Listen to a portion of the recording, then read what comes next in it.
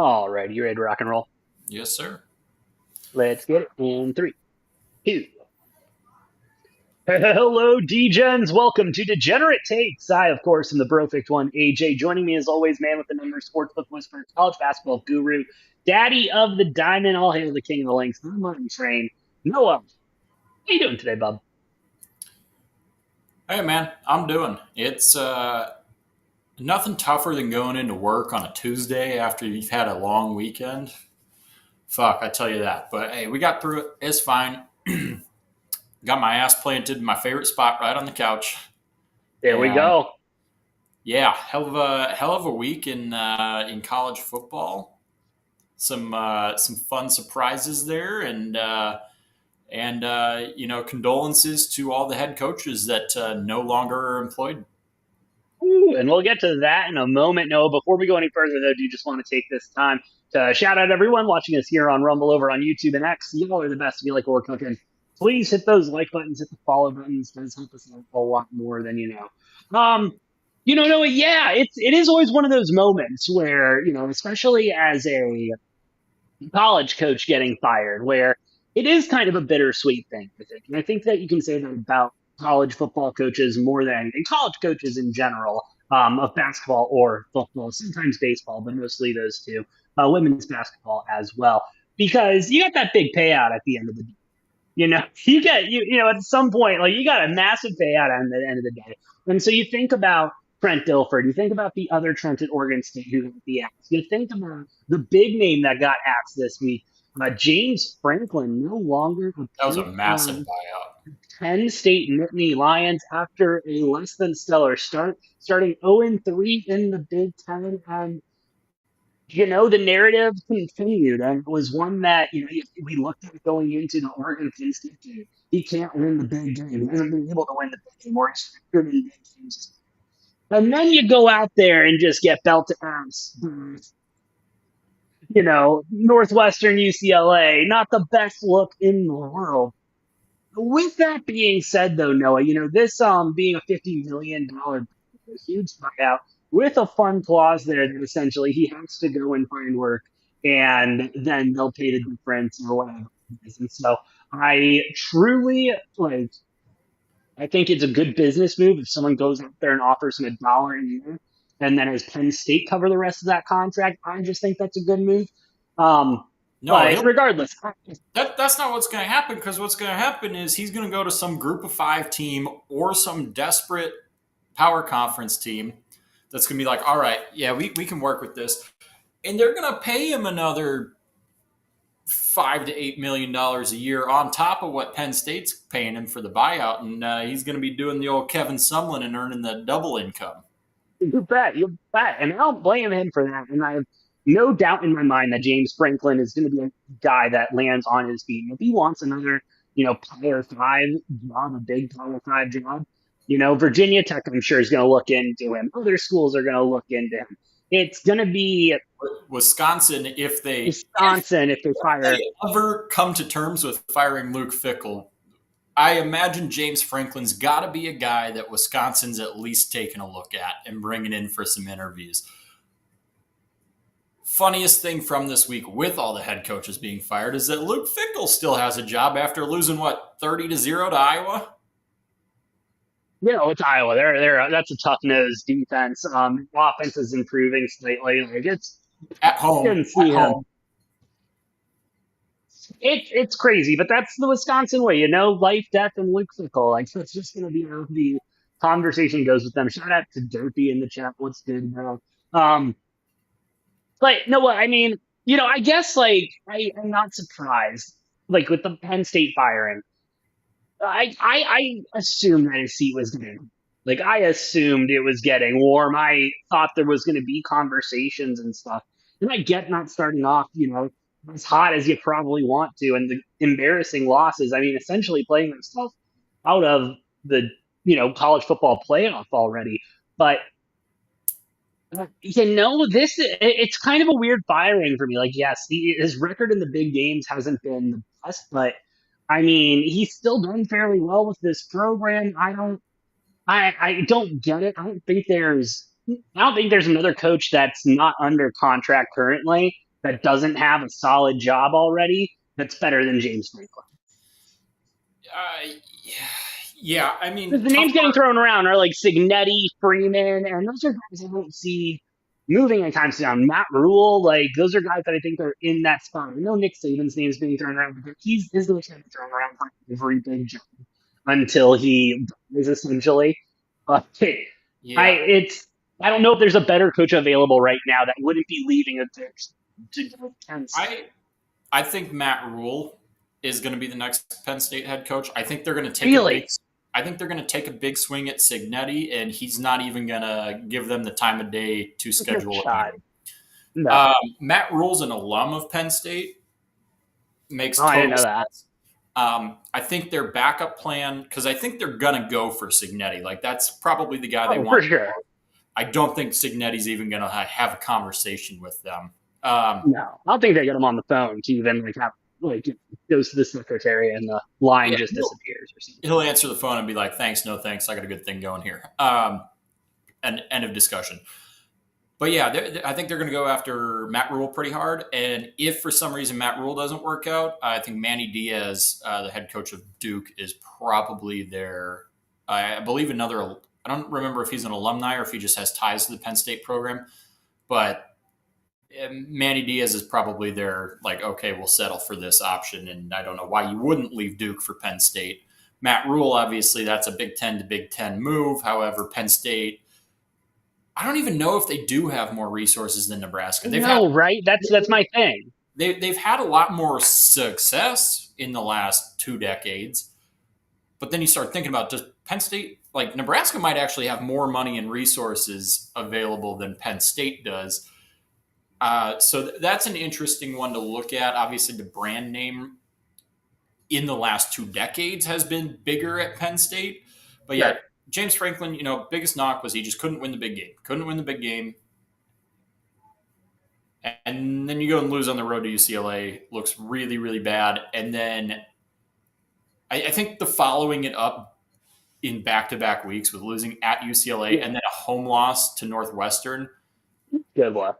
that's A what lot did of him. good luck. That's what did him in, right? Like they beat Northwestern, they win a couple more games, get back to being ranked. Like it, people are still going to be like, "Damn, that UCLA loss sucked," but it's not as big of a deal, especially when UCLA comes out and just absolutely spanks Michigan State this past week. Yeah.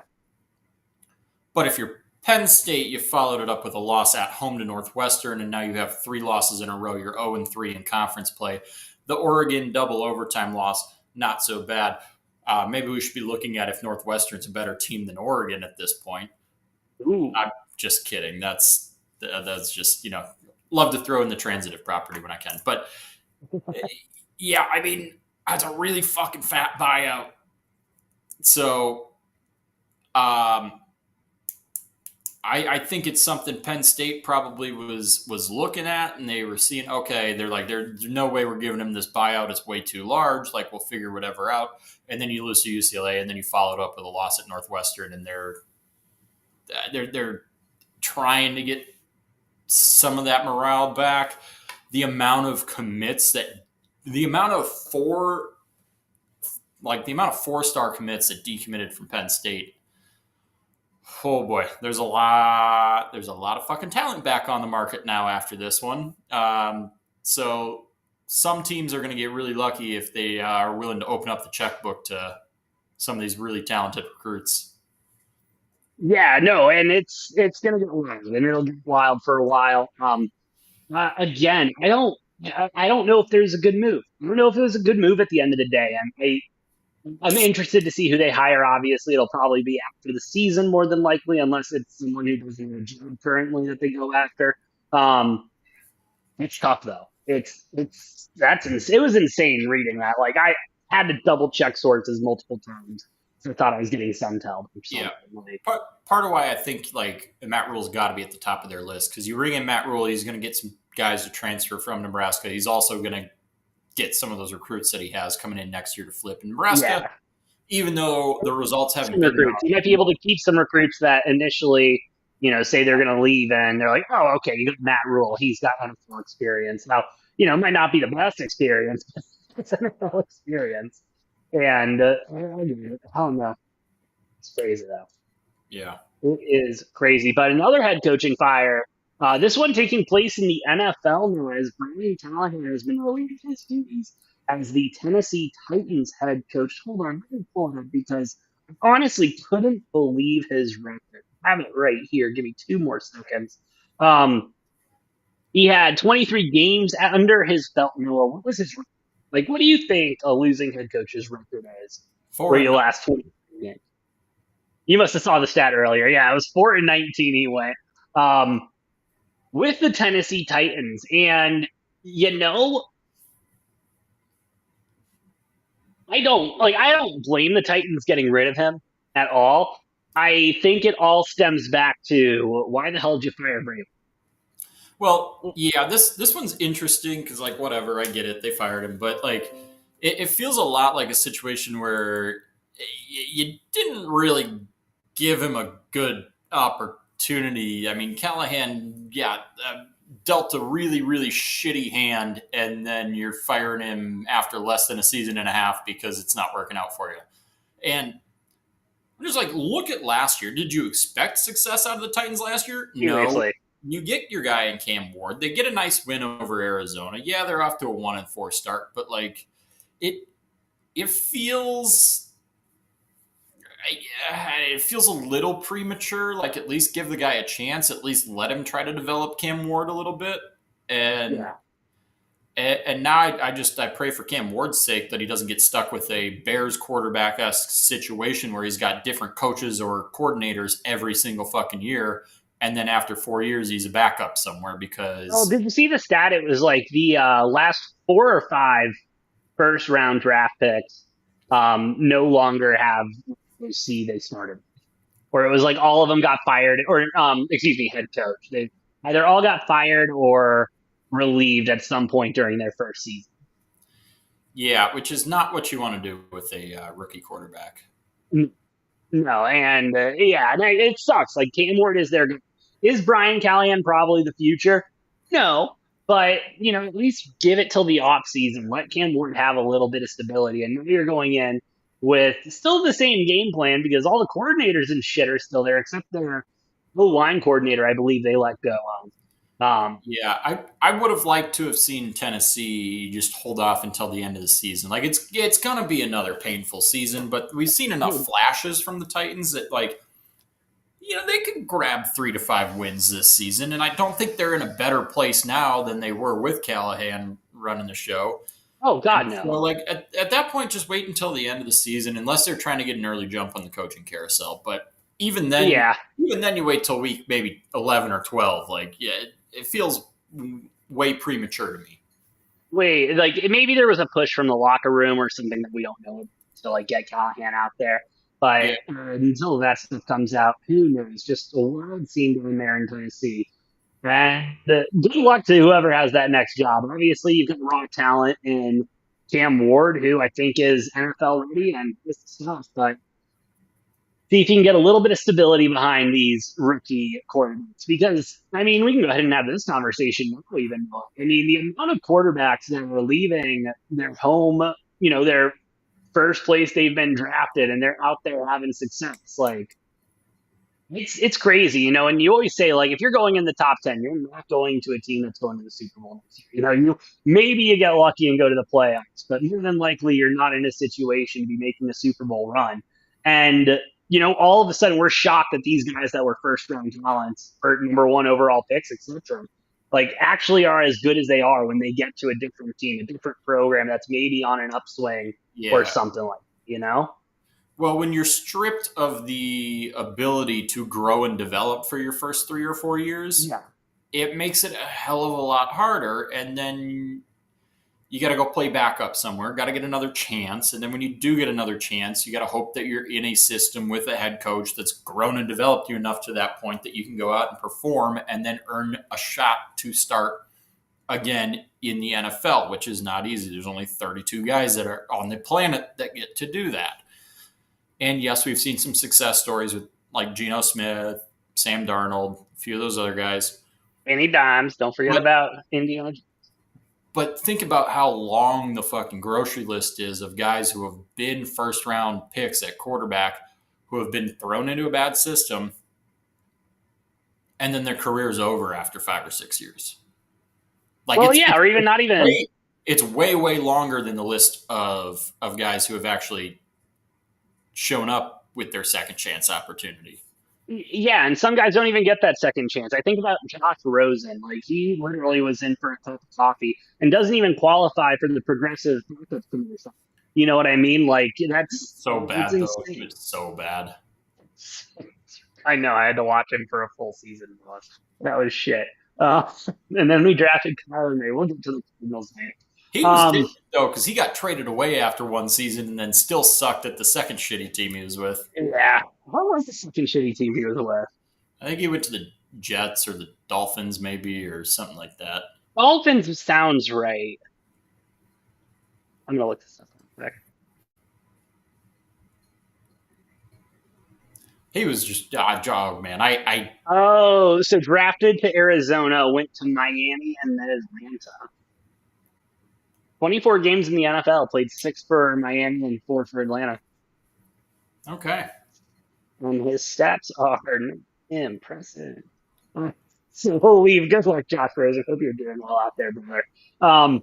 Yeah, that's a guy who I don't think had one quality start in his entire 24 starts. And if you get 24 chances and you can't even have one good game, maybe that's a sign.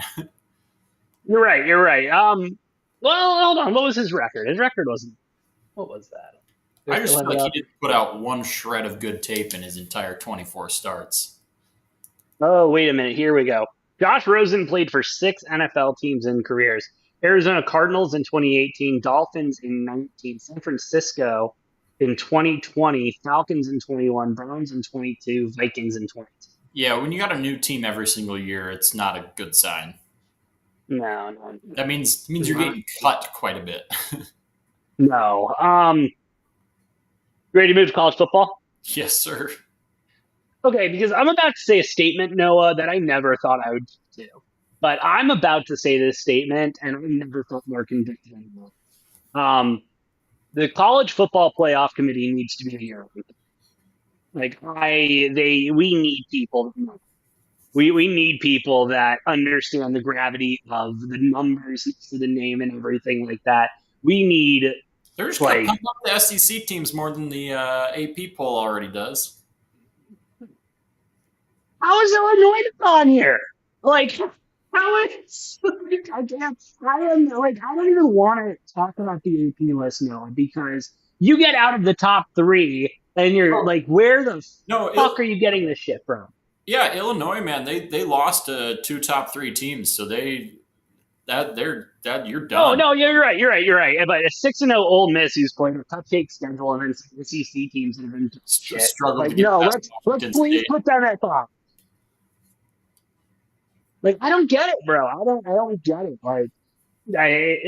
What's your top 5? No, let's just start with you because this AP poll seriously pisses me off more than a lot of other AP polls. Like, this is the most pissed off I've ever been trying to read an AP poll, since we started the show.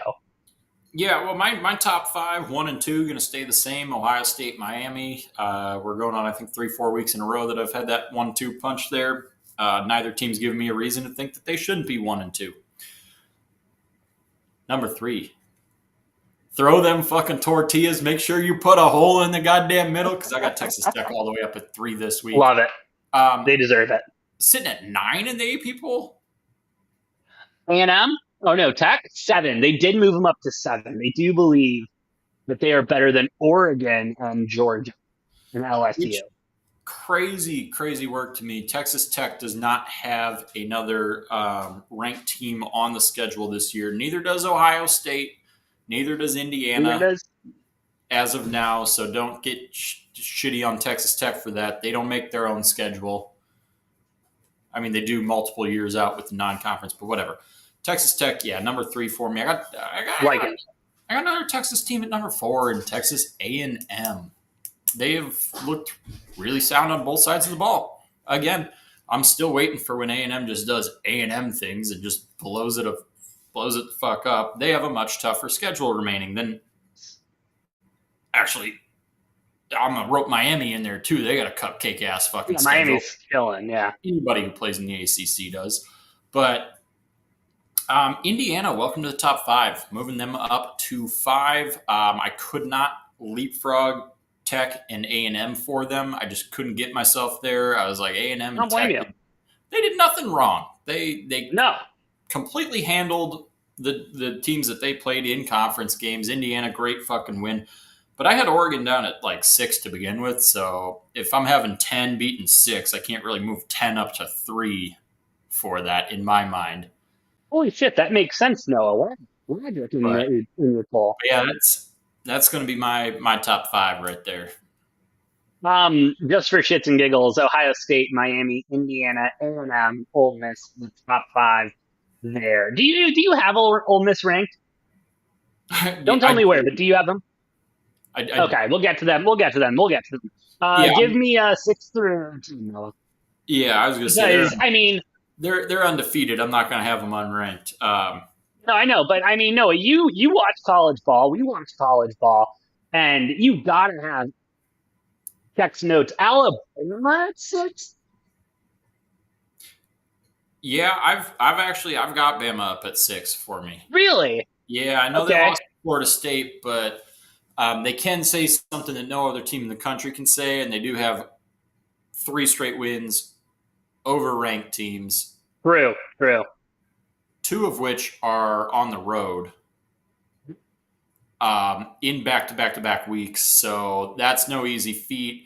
I'm not forgetting about that damn loss to Florida State, who is looking worse and Okay. worse as the I was weeks about to go say on. that's, and I guess that's where I'm coming from with I'm like, giving them grace. It was week 1, so I'm giving them grace because okay, week 1 maybe I don't know. you're nicer than I am. You're nicer than I am. I got Georgia right behind them at 7.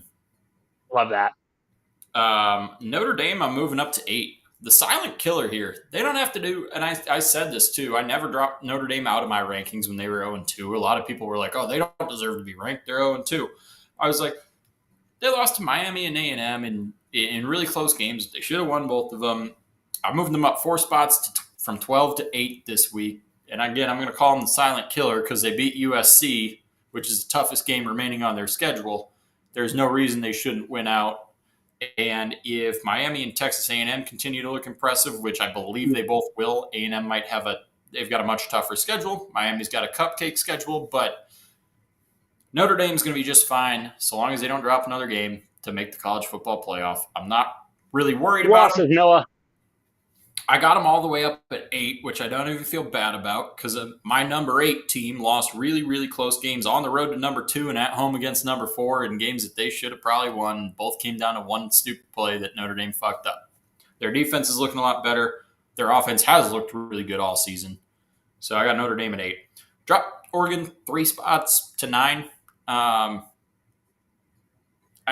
could have dropped them farther due to Penn State looking worse and worse, and that win is looking not as good anymore, especially going to double overtime there. Double But overtime. it's okay. I'm gonna keep them at 9 right now because I start looking down the list, and I'm like, after I get out of the top 6, 7, 8, I'm like, now it's kind of a crapshoot. So whatever. Oklahoma, I got at 10. I had them at 3 last week. Dropped them 7 spots. Was not a pretty loss.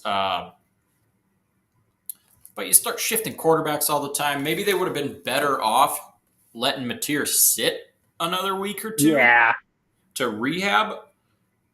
Not going to speculate too much on that, but I still think Oklahoma's a hell of a football program, and I think they have a really good team this year. So 10 is going to be okay for me on that one. Now, Mateer starts this week. Who are they playing again? South Carolina. They're going up against today, and blow them out. Like, well, I guess depending on how Mateer looks. Like, they go out and Mateer looks good. He's flinging the ball around. We're not worried about the thumb. Do you think? Are you feeling better about them and looking at moving them up, even though it's South Carolina after that, or is it just kind of you really? I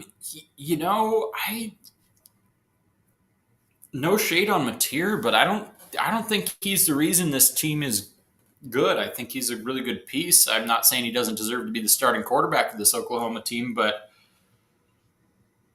there's a lot of other really good pieces that I like more than Mateer on this Oklahoma team, which is why I'm so high on them. So I think he'll continue like to get healthier, and it might be a rhythm thing too that we were seeing against Texas. Texas has a really good defense, though. Like Really good. Like I think we need to, yeah. let's not breeze past the fact that Texas has a really good defense. Oklahoma got up 6-0 and then just couldn't score any more points the rest of the game. No, that was it. And this is why I didn't ever want to drop Texas out of my rankings. I'm like, yeah, they got off to a rocky start. Arch Manning doesn't look great, but this defense is really fucking good. And Remind me, Noah, what wins championships?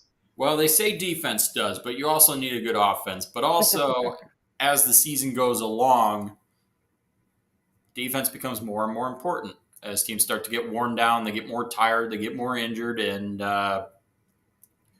yeah. So Oklahoma, whatever. I'm dropping them 7 spots from 3 to 10. I'm keeping them in my top 10, despite a loss on a technically neutral site in. I guess I'm not going to call it technically neutral. It is neutral. Huh. Playing in Dallas from Yeah. Austin. I mean, Texas is closer. It's different than like if TCU played in Dallas, Yeah. or like No, if absolutely. TCU or SMU plays in Arlington. It's like, okay, No, you can call that it's neutral. literally split right down the middle. Like I'm with you. It's a neutral site. Yeah, it's not like when in basketball when we played Alabama and Phoenix.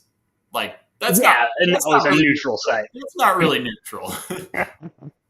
We have a shorter Oh. drive than you have a plane Yeah. ride. That's not really full neutral, but this one Mm. I'll give it Oklahoma's close enough, whatever. But that's my top 10. I like it. I like it just for shits and giggles. Alabama at 6, Texas Tech at 7, Oregon at 8, Georgia at 9, LSU all the way up there at 10 in the AP. Give me your 11 through 15. This is where I got Ole Miss right here at 11. Had to drop them a couple spots after barely fucking beating Washington State at home. Barely. But apparently Like, the bro. AP doesn't fucking care about that because they're still undefeated and they're in the SEC. Oh, they dropped them one spot, Noah. They dropped them one spot because of that okay. loss. Okay. They punished them. They were like, hey, don't you do that again against Washington State. Okay? Not a good look from a team that has really not impressed me all season. I do have LSU right behind them at 12. This is the part that I hate the most about my rankings because I want to drop these two teams so fucking far. And I know Ole Miss beat LSU, but I don't think LSU is particularly good. I just can't because like the resume is still kind of there, but like, oh my god. But again, it's kind of there because it's the SEC. And they're going to play a lot of schools with numbers in front of their names because throw a dart at a dartboard and that SEC school probably has a number in front of their names. And so, like, the resume is always going to look solid. And it's just, I think a lot of it with these SEC teams comes down to the appetites. And I agree with you. LSU and Ole Miss, like, of the SEC schools, do not pass the appetites, like, whatsoever. Like, there is just. No, they're both failing. Yeah, that's a big thing for me, right? Is you look at the results on paper, they look fine. Both fine. These two teams failing the fucking eye test for me. You watch them and you're like, this isn't good football. This is. But that's okay because I got Vandy sitting right at 13. Vandy As plays they LSU. should be. Vandy plays LSU at home this week, and they are favored by 2.5 points. And They should be. And I cannot wait for Vandy to just hopefully put belt to ass to LSU and just shut that train up, move up themselves. BYU, I got at 14. I know a rocky game in Tucson with an hour-plus weather delay. BYU looked in full command of that game. Arizona clawed right back into it after resuming play, and game should not have gone to overtime, but it did, and BYU came out on top in double overtime, unfortunately. However, this BYU team hasn't looked overly impressive in a number of their games, but they have this thing that they like to do, which is finding a way to win. Yeah. And so I'm looking at 6-0 BYU. They've played some decent teams, and Arizona is a decent team this year. I've come come to that conclusion. I would agree. We are decent this year. Um, Arizona's close. Like the talent seems to be there. The play calling seems to be much improved on both sides of the ball from last year. It's just finding a way to win. Yeah. Which actually, this is probably the only game that's happened because we got our asses waxed against Iowa State and we've blown out everybody else. So it's like Arizona's a hard team to judge. There's definitely a lot of talent. Definitely a team that can put up a lot of points. This was a fun game other than the result, but BYU coming out on top. I do think they're going to get their asses handed to them at Utah this next week. I would agree. And the one thing with BYU, like I really like the defense on BYU. Excuse me, the offense on BYU. Ruined my segue. I'm sorry, Noah. I'm so sorry, but I just wanted to get this in. No, it's fine. I'll try to reestablish. I'll try to reestablish it. I'll try to set you up. BYU, like their offense seems sound to me. Like you watch that offense play, it's a sound offense. It's not as good as when the BYU was there, but it's still a good offense. It's the defense. They got a true freshman quarterback who had no interceptions, no turnovers on the season coming into that game in Tucson. He threw 2 picks. Yeah, and that's rough. And that weather delay and everything. Almost had 3, which would have just almost. But apparently, something about the sideline couldn't have been 2 inches wider. It's a little quiet. Just cut that grass a little different. But no, but and I like him. I think he'll continue to get better. It's the defense that worries me. This defense can handle, a somewhat competent quarterback and a somewhat competent offense, but you start getting into big explosive plays like Arizona excels is where the defense starts to come back, which is why when you talk about a Utah, them in Utah this week, I'm liking that matchup. Right? Did that work? Yeah, well, yeah. Speaking of Utah, to round out my top 15, I got the Utah Utes. The Utah Utes who never left my top 25 all season. You look at all the AP voters, a bunch of other people out on there on the internet. Utah was out of that damn rankings for just about everybody. I saw them get blown out by Texas Tech, and I said, no, this is a really fucking good Texas Tech team. I'm not shitting on Utah for losing 31-10 at home. Now, I got Utah at 15, moved them up pretty nice this week after a really nice blowout win. I know Sam Leavitt wasn't playing. I don't think that has too much of an impact. I think maybe ASU keeps it 10 points closer and still gets blown out if Sam Leavitt was playing. No, Utah is really good. This is one of the toughest places to play in college football in Salt Lake City. Provo's a really fucking tough place to play as well. And, this is going to be a fun one. I got them as my 14 and 15, but I think Utah is going to cause a hell of a lot of problems for that BYU offense with their defense. I mean, they held Texas Tech to 31 points, and Texas Tech likes to score 50 burgers on a weekly basis. It's going to be a fun one. I'm sure it'll be a tight game because the Holy War is always a really, really fucking good game. I do not know for the life of me why Game Day didn't choose this. Instead, they're like, we're going to go. Where's Game Day? Georgia. I think. It's an SEC matchup. They're like, we're gonna go to our 4th SEC matchup of the year. Because as well. Game Day has in 7 weeks this year, including this, in 8 weeks, has only had one that is not featured SEC or Big Ten. Oh, Georgia Ole Miss, I guess. Yeah, no, but they should have gone. They should have gone to Salt Lake. That would have been the move. Either way, that's my top 15 right there. That's probably the game I'm excited for the most, though, is BYU Utah.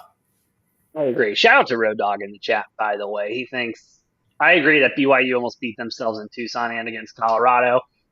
Best secondary in the Big 12. That's a big statement. And they also have not played great on the road, and I know they're not traveling super far, but they're going into a massively hostile environment.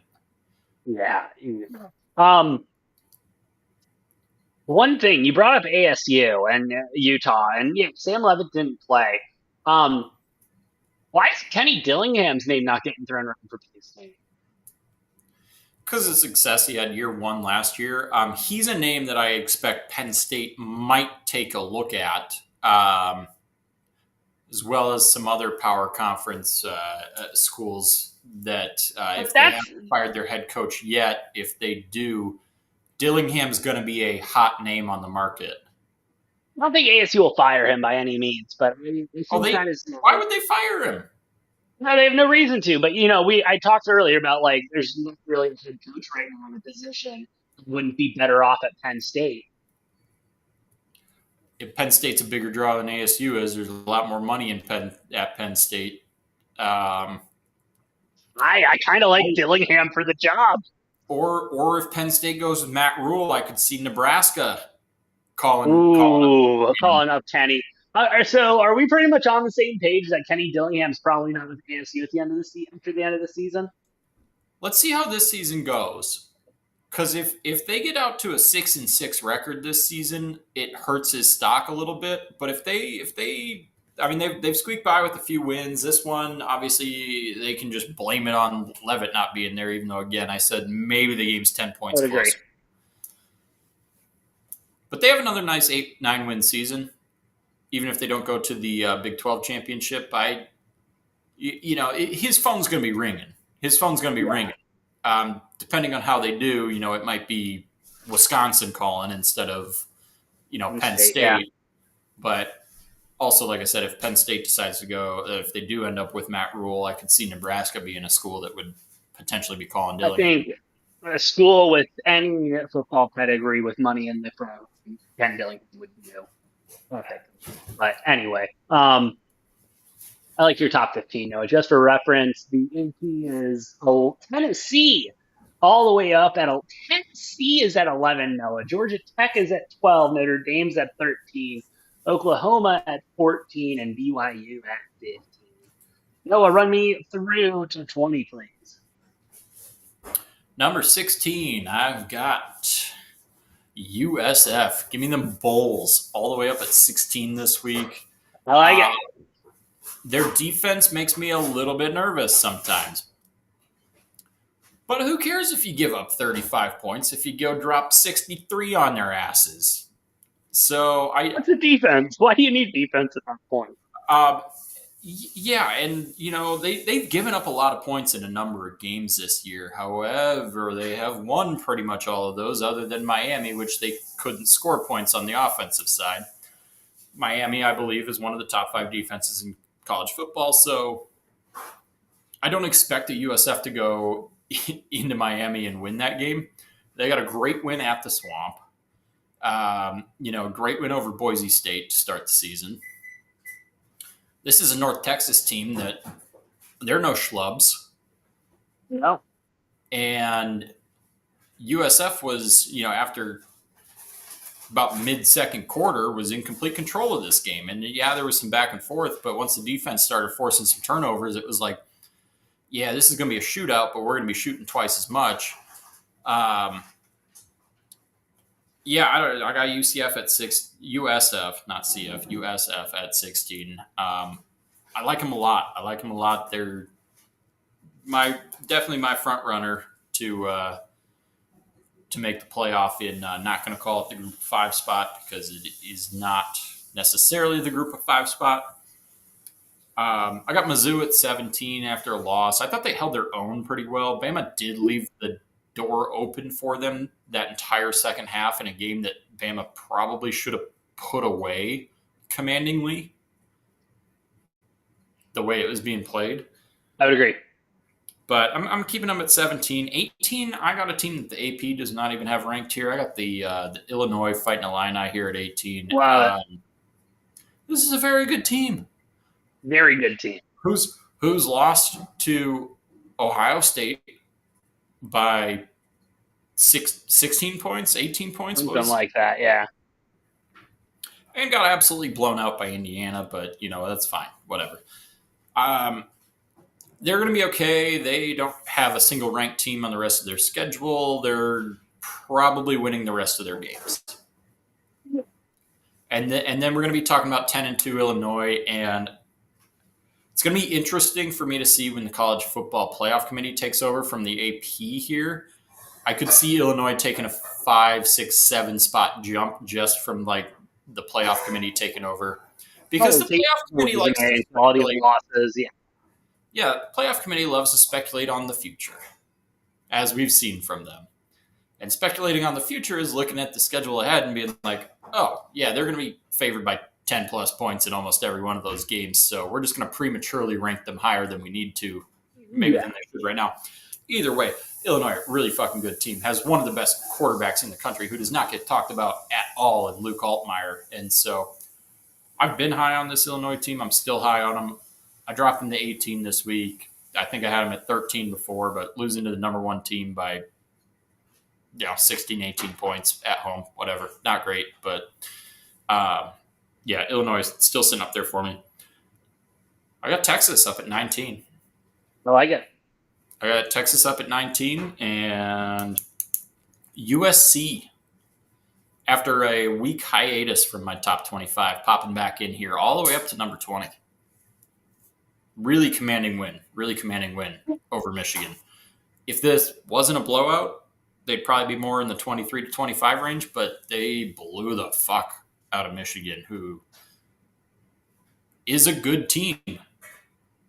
Are they a great team? I'm not convinced, but they're a good, solid football program, and to beat a team like Michigan 31-13 in your own building, like, I was impressed. Do, I was impressed. do you think this Michigan team right now is good enough to beat Ohio State? We're going to have to wait until the last week of the season for that one. Fair enough. Fair I enough. don't, but that game is in Michigan, so that could be interesting. I agree. AP had Missouri at 16, Vandy at 17, Virginia at 18, South Florida at 19, USC at 20. Round up that top 25, Noah. I got Washington at 21, a team that the AP doesn't even have ranked here. They kind of got blown out at home by Ohio State, but other than that, And who hasn't? yeah, other than that, they've got some really nice wins the last couple weeks. They look like a good, well-oiled program, and Jed Fish has got this team cooking. So at 5-1, I got no reason not to have Washington in my top 25. So I've got them right there at 21. Another welcome to the top 25 for Memphis. The Memphis Tigers sitting there at number 22. Didn't play, but, enough teams in front of them lost. So I felt, you know what? Welcome to the show. Right behind him, I got another team that plays in the same state. That would be the University of Tennessee. Ooh. Who I got sitting at 23, because I don't care that you're 5-1 and play in the SEC. Maybe don't have games that come down to the wire against the bottom of the SEC in multiple weeks in a row, and then I'll put some respect on your name. It kills me that the AP's got them all the way up at 11. I just don't see it. We talk about another team that does not pass the eye test. No. And yes, I do have Ole Miss at 11, but they are undefeated. They haven't lost a game. I do have LSU up at 12, but they lost to Ole Miss. Tennessee, yes, they did lose to Georgia in an overtime game, but the biggest glaring thing for me with Tennessee is you've had two games that you almost lost against bottom four teams in the SEC in back-to-back weeks. They haven't looked overly impressive in any of their other games. Their best game of the year was against Georgia, and they lost. I'm just not seeing it with this Tennessee team. And as they continue to play an SEC slate, they are going to lose games. So don't be shocked when they have 4 or 5 losses. I know they only have 6 games left, but don't be surprised if they go 2-4 or 1-5 in those last 6 games. And it's going to be ugly. It's going to be a massive meltdown that I'm just waiting to see from Tennessee. And I don't know why other people don't feel this way, or a lot of other people don't, but Tennessee is going to melt down and finish, best case scenario, 3-3, and then they're going to have 4 losses on their schedule. And then they're not in the playoff, and they'll probably still be bitching and moaning and complaining about it. But no, I think Tennessee goes 2-4, maybe even 1-5 in their last 6 games. I can see it. And then they're going to be unranked. And then they're going to be unranked. and and I'm not going to be I'm going to be in the minority of people who are not surprised. No, not at all. I mean, what have they done? Like, really, really, what have they done except have close games and not look particularly good? I mean, close loss to Georgia, I guess. They let UAB score 24 points. Mississippi State scored 34 points. And then home against Arkansas and within three. Like, please. Yeah, and at 24 for me, talk about another team who's beat absolutely goddamn no one. They are undefeated. Good for them. Georgia Tech, I've been resisting as hard as I can to put them into my rankings. This week I did squeeze them in at 24. I can't believe they're top 12 in the AP votes. Like, that's wild to me. Who have they beat? Who have No they one. beat? No one. Um, yeah, I am so. I mean, Tennessee and Georgia Tech both. I'm like, I really didn't. It pained me to put a number in front of both of those teams' names. But a team that it didn't pain me to put a number in front of was my number 25, and I did waffle with this one. But I decided, you know what, Cincinnati, you deserve the nod. You have looked pretty good the last couple weeks, some nice wins, and so I'm giving Cincinnati the nod here at 25. I like it. I like it, Noah. Just for reference, Texas at 21, Memphis at 22, Utah 23, Cincinnati 24, Nebraska 20 to wrap up the Got any honorable mentions? Yeah, I mean, a couple teams on my radar: Iowa State, Virginia, ASU, still there. As much as I hate to do that, they're still a really good program. Once they get Levitt back, like they're dangerous. Michigan, UNLV, despite a really close scare there. Tulane, welcome to the party. Probably a couple more I'm forgetting about, but Good stuff. Good stuff. Others receiving votes for the AP: Illinois, Michigan, Washington, UNLV, Navy, Mississippi State, Tulane, and San Diego oh, State. Nebraska. That was definitely on my list of honorable mentions. Okay. I, Okay. I got them right outside. They're knocking at the door. As much as I hate to do that too, but you know, whatever. I get it. I get it. Well, that is the top 25. You know, do you want to take a quick break and then we'll get into college? Excuse me. Sounds good.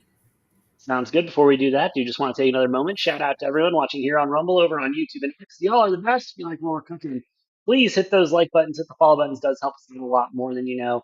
I'm the Brofict one, AJ. That's the Money Train, Noah. We'll see you guys in just a moment.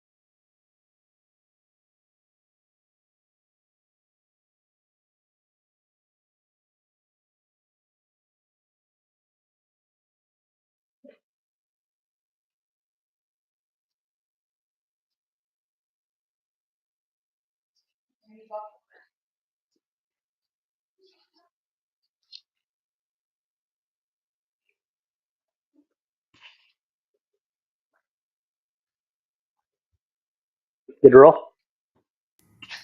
Sir?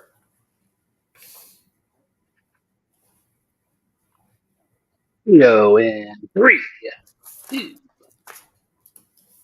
And we are back, D-Gens. What is up? Perfect One AJ here with the Money Train Noah as we are getting ready to break down what was a great week in NFL. Week 6. Noah, you ready to dive in? Yes, sir. Well, let's go ahead and start off with Thursday Night Football. Now, Eagles versus Giants.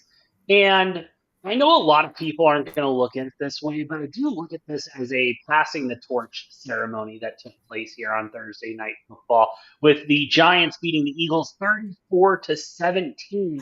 And not the passing the torch that you think, Noah, because if you go back, I want you to go all the way back to last season, okay? There were two people out front that were called the Exciting Whites.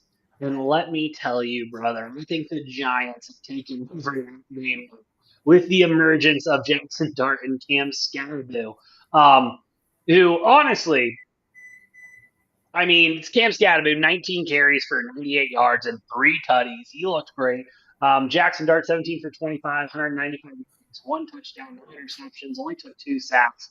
Like, it feels like things are starting to go in the right direction for New York. Am I expecting big things the rest of the season? No, I'm expecting a lot more losses in the long run, but their defense has improved. They seem like they may have their kind of quarterback. Um, and Cam Scadaboo is Cam Scadaboo. Absolutely love the guy. But the Giants seem to be going in the right direction. And it's kind of the first time in a while we've been able to say that, Noah. Yeah, they looked good. Let's not forget less than a week before this, 4 days before this, they looked really, really bad in New Orleans. Yeah, and I think it's going to continue that way, Noah. I just think it's in the right direction. Yeah, no, they put together an impressive game. Philly looked not good. It's going to be really interesting to see what they do next year when they don't have the tush push anymore after running that 4 times in a row Oh, to nobody's enjoyment. no one's enjoyment at all. Um, yeah, no, Giants look competent. They got it going a little bit. They're going to have a really tough game against Denver's defense here coming up. Yeah. We'll see where Darius Slayton is, if he's playing or not. But Wandale having a nice game. Scadaboo had a decent game. Little Jordan Humphrey, decent game as well. But yeah, I mean, the Giants, they got more wins than they have brain cells. So That's for damn sure. That is for damn sure. But the biggest story, obviously, coming out of this one, Eagles taking their second loss within as many weeks, and a lot. The concerns we have for the Eagles are the same ones we had last year. They were just able to win a Super Bowl last year, and so like they lost a lot of key pieces, obviously, and they're trying to work through that. But I mean, if Jalen Hurts is throwing 30 times a game, they're not going to be in a good spot for the rest of this season. He threw the ball 33 times to be exact. Um, with a touchdown and an interception. I mean, Saquon, 12 carries for 58 yards. He didn't that's, look that's the impressive all biggest. game. That's the Huh? biggest thing right there is Yeah. you got 12 carries for Saquon.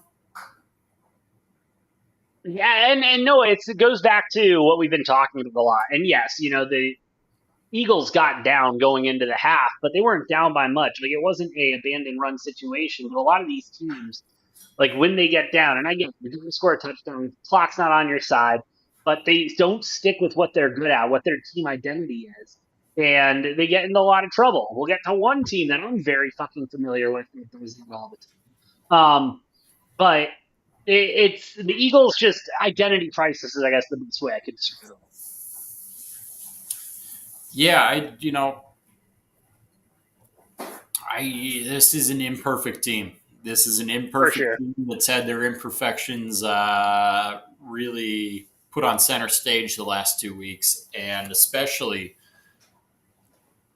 on Thursday, the game plan that the Giants had, they watched their film, they did their studying, and they were ready to go. So yeah, I mean, shout out to the Giants winning this one. Eagles, if you're an Eagles fan, it might be time to start getting a little worried. Ooh, Will this team still make the playoffs? Absolutely. Like, I'm not worried about that. They'll still be fine, but they have plenty of time to figure it out. for sure, for Which sure. Not a this is now the third season in a row that at some point or another we've been talking about the Eagles and being like, oh, are they in trouble? oh And they've fared just fine yeah. previously. So we'll see. I know after their 2-2 start last year, a lot of people were in the same boat. We're not that far off We time thought frame wise. Sirianni was getting fired this time last year. Yeah, so they got so much time to figure it out, and I think there's a really easy, obvious answer, and that's just hand the ball off to Saquon 20 to 25 times a game, and you'll be okay. Get Saquon Like, 25 touches, and you're going to be okay. God forbid he gets stopped. I promise you, he will find his one. And Keeping it use moving. that tush push while you have it until it gets banned next Yeah, offseason. yeah. Keep honestly, just do a like really honest guy. Just do a full drive. Like if the passing game's not working, just do a full drive. I don't care where you shoot. Just tush push, tush push, tush push. Keep it going. Um, I do want to do something that I don't do often, Noah, and I do want to send my condolences across the pond to London because no one should be exposed to a football game.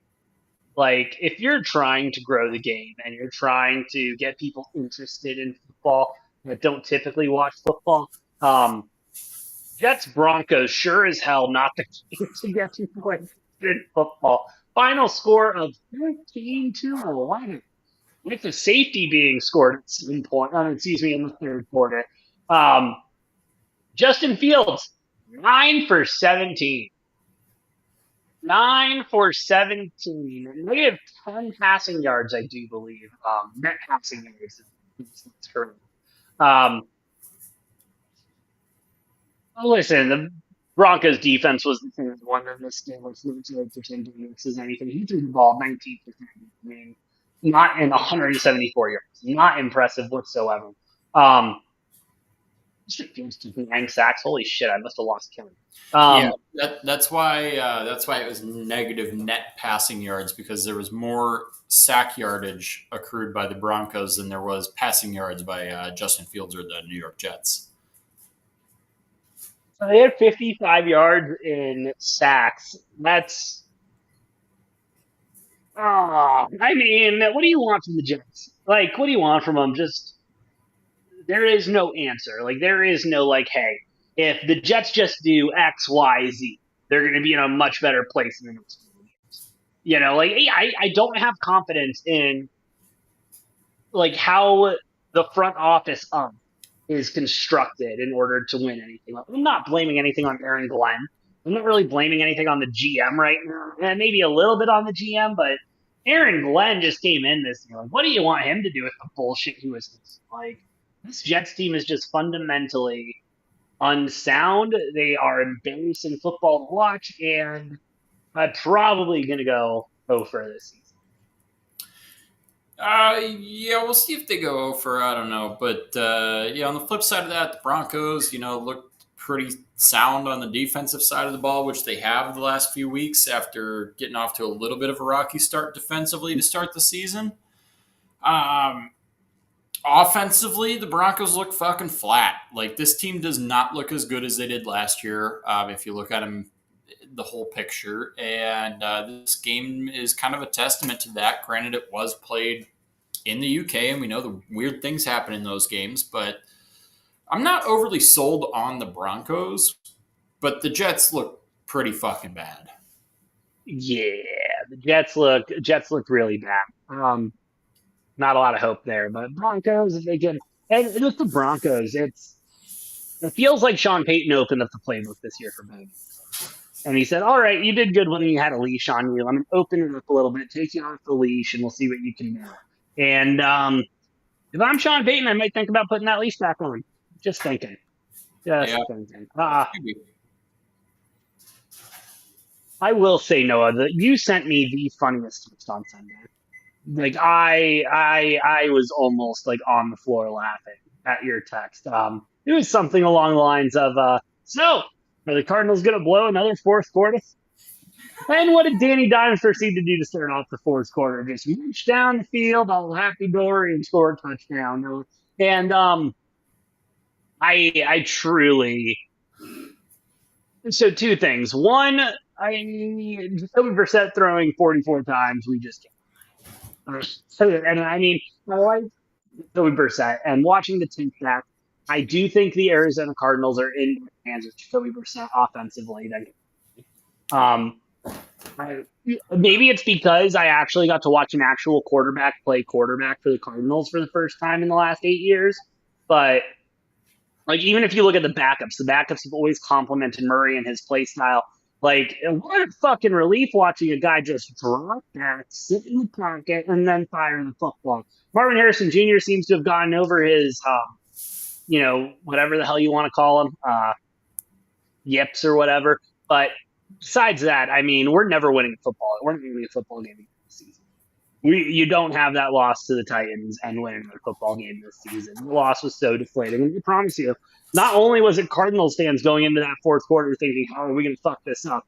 It was the players, it was the coaches, there's a lot of money to fuck this one up. And when you start going in with that mentality, you're gonna fuck it up and lose games. And that's what we've been doing. That's what we're gonna keep doing. And there's really no like hope for the Cardinals going. Yeah, I They'll mean, feel great though. I thought, unfortunately for the Cardinals, I thought they played a pretty good game in this one. They were totally in it, had a chance to win, had a couple chances to really take command or win this game. Couldn't quite get it done. But this is a good Colts team, and Cardinals held their own just fine in the game. Um, Again, just goes to hammer home the point even more that I came into this season saying this is a 500 team. They're going to have games where they lose to bad teams. They're going to have games where they have opportunities and probably do beat good teams. But at the end of the day, this is a team that's probably going to finish a game or two under 500, and that's going to be that. And I know you don't want to hear that because as a Cardinals fan, that's what every year ends up, regardless of how it feels going in. That's what every year ends up being. Since drafting Kyler Murray, we have consistently been 13 through 17 in the draft. And you're just in hell. You're in purgatory at that point. Yeah, no, you don't finish bad enough to get a top 5, top 6, 7, 8 pick, but you'll be drafting right around 10 to 14. You'll be drafting right every in that fucking year. Where's the Cardinals? Somewhere between 10 and 15. I don't fucking know. Yeah, but yeah, Colts off to a hell of a start. That offense is clicking with Danny Dimes. That defense is looking real nice as well. Something that doesn't get talked about enough with that team. Yeah, Colts are looking kind of dangerous. Bro, the Colts were behind, and Danny Dimes only threw the ball 30 times. Yeah, that's what I want. An efficient offense, Noah. I just want an efficient offense with somewhat of a competent defense and a special teams that doesn't fuck up. Apparently, that is too much to ask for. Anyway, let's get off of this before I blow. You could have a special teams that always fucks up. That's fun. I really enjoy that. We have a really good offense and a really good defense and a special teams that always fucks up. Yeah, but no, you know what you get to experience that I've never been able to experience? Going into a playoff game feeling confident. Yeah. I've never felt that, except for the Demons 2 seasons ago. But besides that, even with the Suns, when we had, Chris Paul, Ayton, and Booker, who cares? Anyways. Chargers. Squeak away with this one, 29-27. With the Dolphins trying to make a nice fourth quarter comeback, can't really get her done. Tua fairly efficient, 21 for 32, 205 yards, 1 touchdown, 3 interceptions. Holy shit. 2 sacks. Um, you think Mike McDonald's gonna get fired like after next week or after the trade deadline? They're just gonna ride this season out because they're interested in on his coaching staff. Like No, I mean, honestly, I think they get a win against the Browns. A little foreshadowing probably to our picks tomorrow, but Dolphins almost complete this comeback. I really thought the Chargers were going to just charger here. I it'll thought look they're like going to it for a charge bit. it so hard and blow this one. They end up kicking a game-winning field goal to win it in a game that they had full command earlier on in the fourth quarter. Um, yeah, I'm not overly sold on the Chargers. They are tied with the Broncos in first place, a game ahead of the Chiefs right now. They are 3-0 in division play, so that's going to hopefully benefit them down the stretch. But True. Dolphins have shown the last 3 weeks that they are a capable football team despite all the distractions and everything that's going on. Uh, I thought they played a halfway decent game against the Bills a couple of weeks ago. Then they get a win, almost get a win in this one. Do I think the Dolphins are going to be good this year? No, I don't by any means. But could this team get 4 to 6 wins on their schedule? Yes, that's in the cards completely. And they do have another game against the Jets coming up. So I'm not overly like I'm not full on like selling everything with the Dolphins. Like I don't think they're going to be the worst team in the league. I do think they're going to win 4 to 6 games. They're at 1 win right now, but they've come close in a couple.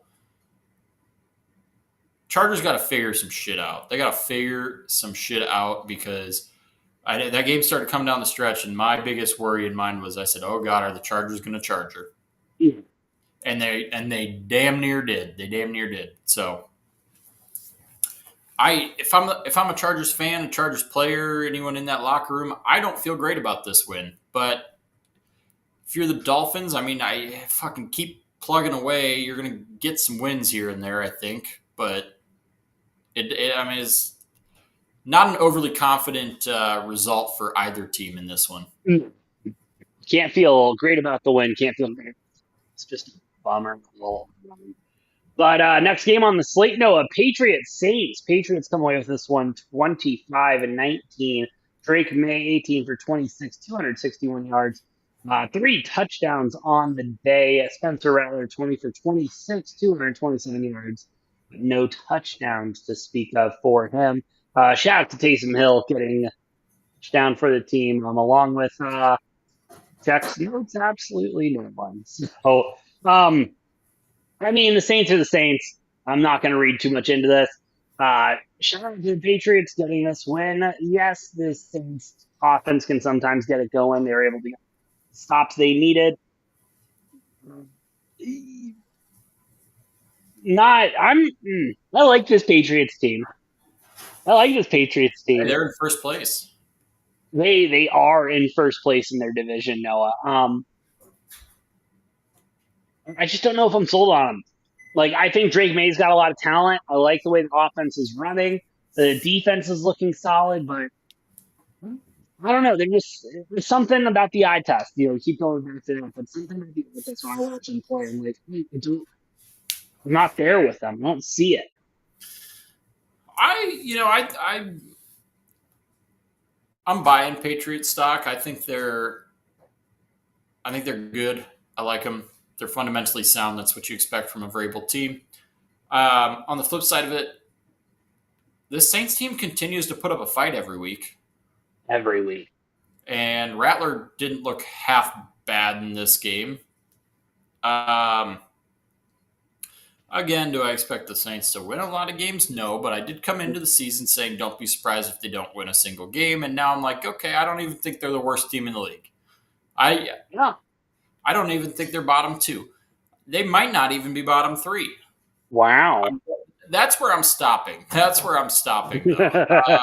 I'm saying they might not be one of the worst 3 teams in the league, but they are showing fight every week. They are showing fight. They're staying in these football games, making them at least competitive, a lot more competitive than they should be in a lot of cases. They did get a win last week against the Giants, and they held this one like pretty close against the Patriots team that I do believe is a halfway decent team. And so I think there's things to be optimistic about for the Saints. Patriots, I think you're probably not thinking much of this game. It's like whatever, took care of business, did what you needed to, Good. We got should out of win. there. Yeah. It's fine. Yeah. Next game on the slate. Don't have a lot to say about it. Browns, Steelers. Steelers come away with this one, 23-9.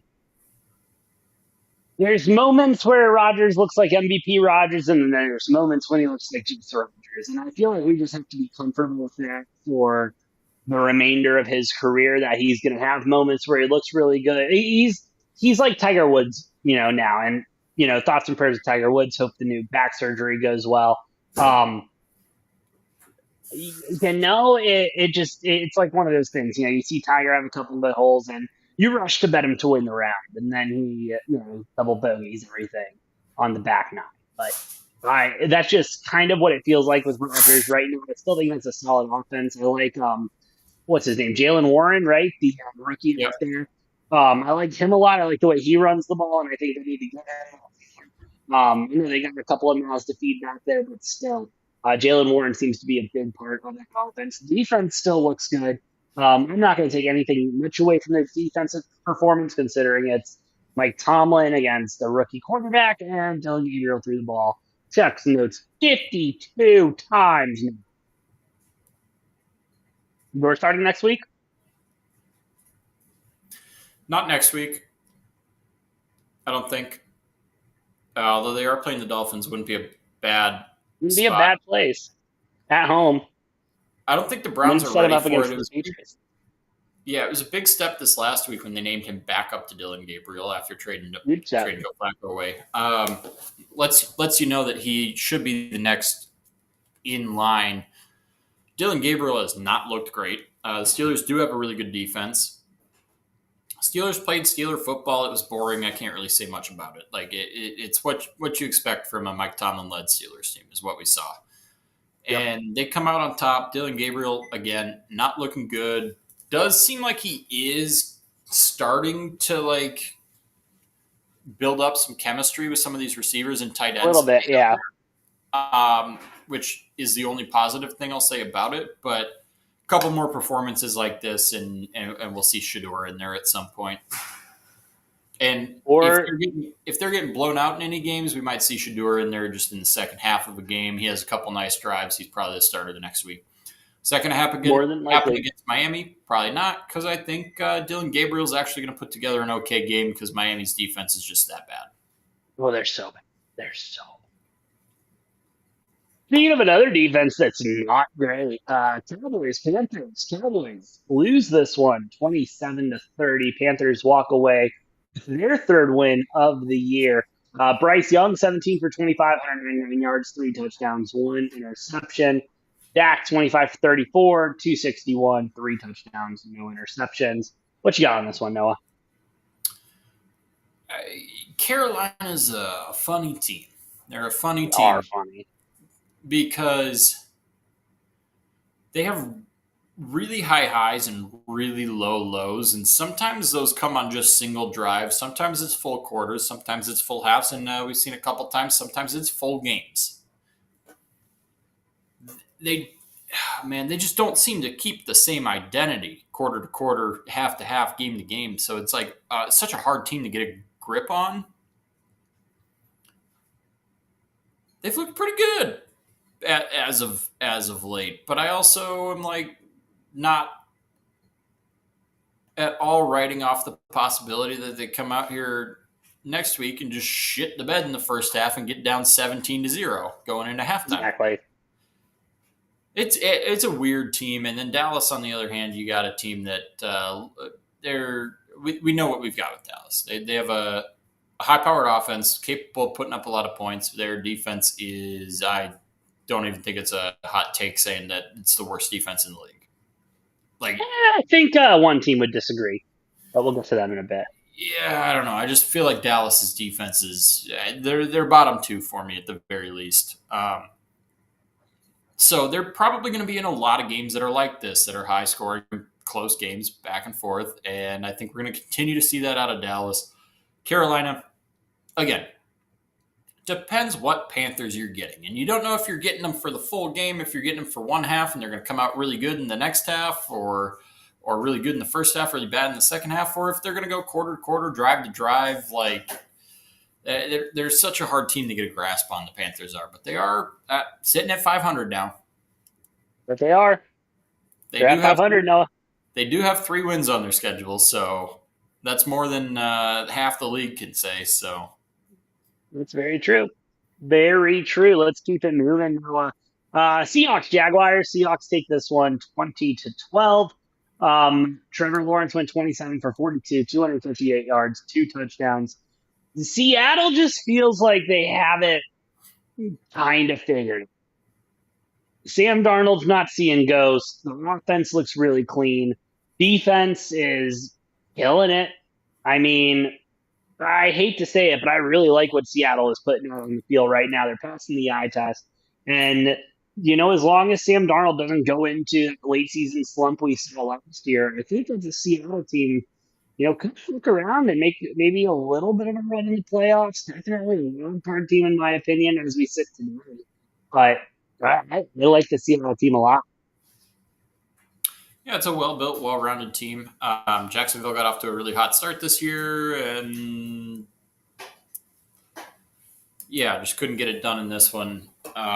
Looked a little bit flat, but yeah, I like this Seattle team a lot. They're nothing flashy. They're not a team that I don't like. I don't think this team's gonna have very many, if any, like come from behind wins.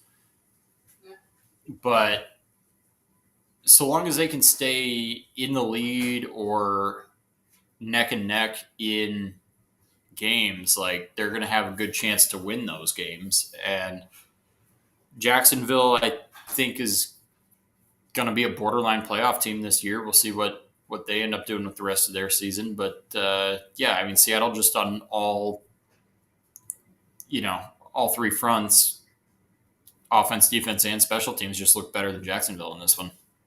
Yeah, a very sound team. A very sound team. Yeah. My nomination for the worst defense in the NFL: Los Angeles Rams, Baltimore Ravens. Ravens taking a fat L at home, 17-3. Going through not only Cooper Rush but Tyler Huntley. Snoop getting a start, getting a little bit of look there as well. Not in very stat line from either of them. Tyler Huntley is on the ground.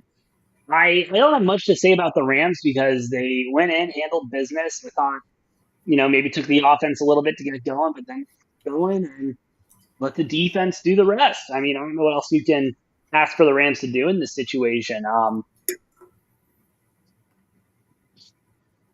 Ravens look bad, dude. Ravens need Lamar back in the worst way. That defense looks shitty. God, they need Lamar back. Oh my God. If this team wants a chance at winning another football game this year, they need Lamar back there. And they have a massive uphill battle if they want to try to steal a wild card and make the playoffs. I don't see it happening after this 1-5 start. Mm. But if there's any shred of that happening, they need Lamar back because it's not happening with Rush. It's not happening with Huntley. Like, this defense is such a liability that you need Lamar in there to be able to just put up enough points to compete. And it's not happening with either of these other 2 quarterbacks. And so until Lamar comes back, maybe this week, we'll see what happens with that. But if he's not back anytime soon, they're just going to continue to lose games and dig themselves a deeper hole. So it's tough. Yeah, this defense is ass. They are just ass. Rams defense on the other side looked really sharp, took care of business. Rams offense, a little bit slow against what we're calling probably the worst defense in the league. Not scoring a ton of points. Puka Nacua now injured. So that'll be a development for the Rams. We'll see how that affects them, but they are able to get out of here with the win on the back of their defense. Shocked that this offense kind of struggled to move the ball at times, struggled to put points up on the board against this Ravens defense. But that was the story of the game. Rumor going around the NFL right now is Harbaugh's seat might be getting a little warm, Noah. And I mean, personally, yeah, that defense looks bad. Don't get me wrong, but I mean, that's as much of a GM issue as it is a head coaching issue. And does it need improvement? Sure. Is it enough to fire a guy over after the success you've had with him and the fact that every piece is probably still going to be here next year? Yeah, I'm not worried about his job at all. His seat is, it might not be comfortable anymore, but It's not comfortable. His seat is fine. Harbaugh, worst case scenario, this team has an like catastrophically bad year. Yeah. And he gets fired at the end of the season, but Harbaugh's no chance Harbaugh's a mid-season fire at any point. Oh God, no. They could go 1-10, and I think they'd still at that point wait till They could the finish end of the season. 1-16, and he'll still get the graces of wait until the end of the season to get fired. There's mutually deciding to move on, yeah, or something.